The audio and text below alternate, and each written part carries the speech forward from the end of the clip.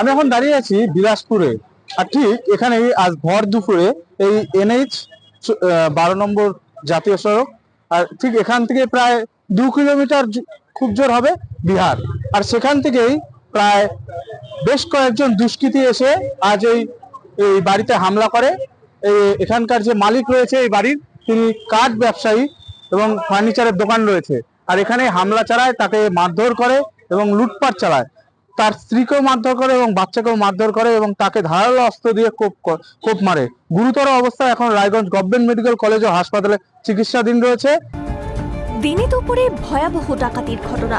উত্তর দিনাজপুর জেলার করণদিঘির বিলাসপুর এলাকার এই ঘটনায় রীতিমতো স্তম্ভিত এলাকাবাসী। অভিযোগ, বিহার থেকে আসা 7 জনের এক ডাকাত দল সেই এলাকার এক কাঠ ব্যবসায়ীর বাড়িতে এসে আচমকাই ধারালো অস্ত্র দিয়ে তিনি সমেত তার পরিবারের উপর হামলা চালায়। আমার হয়েছিল কি, আমি তো এতগুলো জানি না কিছু। আমরা চান করতে গেছি, আজকে আমাদের ছাতিয়া কিনা, তো চান করতে গেছি, আমি চান করলাম, আমার ছেলে গেল চান করতে। তার মধ্যে এই ঘটনাটা, সবাই আসে ভোটে ঢুকে ছিনতাই করে মারটার করে তোরা সবকিছু যা যা পাইছে সব। কি কি ছিনতাই করেছে? যা ছিল টাকা পয়সা। এই আমার মেসো হবে। কি হয়েছে?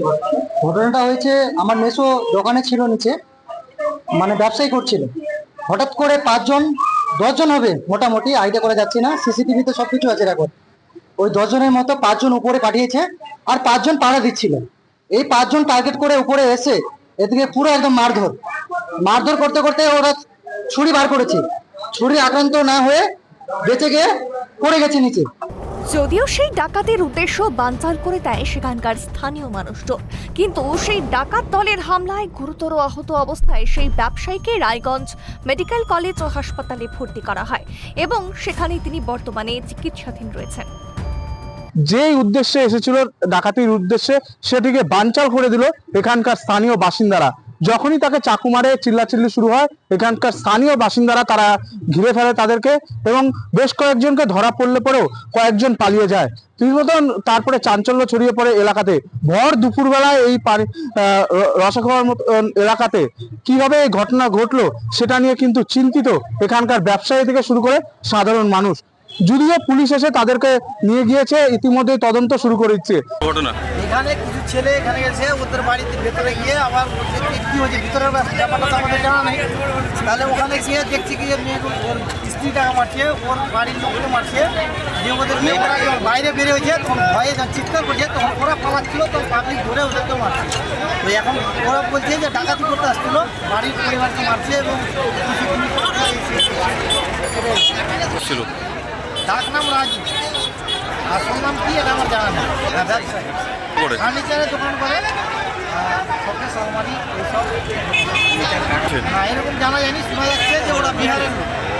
পরবর্তীতে পুলিশ এসে সেই ডাকাত দলের 7 সদস্যকে গ্রেপ্তার করে এবং ইতিমধ্যেই গোটা ঘটনার তদন্ত শুরু করেছে পুলিশ। তবে সাধারণ মানুষের বক্তব্য এখানে যে এখান থেকে প্রায় 2 কিলোমিটার দূরে যে বিহার রয়েছে, সেখানে ভালো মতন চেকিং পয়েন্ট নেই। সেই চেকিং পয়েন্টটিকে বাড়ানো উচিত, কারণ আজকে যারা দুষ্কৃতীরা আসছিল সবাই বিহার থেকে এসেছিল বলে কিন্তু পুলিশও দাবি করছে। যাদেরকে পুলিশ গ্রেপ্তার করেছে ইতিমধ্যেই, তারা সবাই বিহারের বাসিন্দা। এবং কি উদ্দেশ্যে এসেছিল, ডাকাতির উদ্দেশ্যে না অন্য কোনো আরো উদ্দেশ্য ছিল, তা কিন্তু এখন তদন্ত শুরু করেছে করণদিঘি থানার পুলিশ। ঘটনাস্থলে রায়গঞ্জ পুলিশ জেলার উচ্চকর্তা ব্যক্তিরা আসে এবং গোটা ঘটনার তদন্ত শুরু করেছে ইতিমধ্যেই। বিলাসপুর থেকে বিক্রম পাল, ট্রাইব টিভি বাংলা।